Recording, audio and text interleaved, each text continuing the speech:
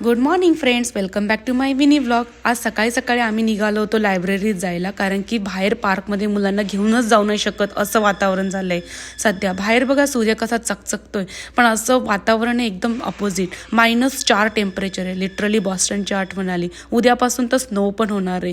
इतका म्हणजे थंड आहे की मला कारपासून लायब्ररीपर्यंत जाईपर्यंतच आम्हाला एकदम विंड वगैरे सगळं वारा चालू आहे, थंड थंड. फायनली आम्ही लायब्ररीच्या आतमध्ये पोहोचलो, जिथे ऑफकोर्स हीटर आहे, त्यामुळे बरं वाटलं. आणि लायब्ररीमध्ये आज मी पहिल्यांदाच रोबोट बघितला.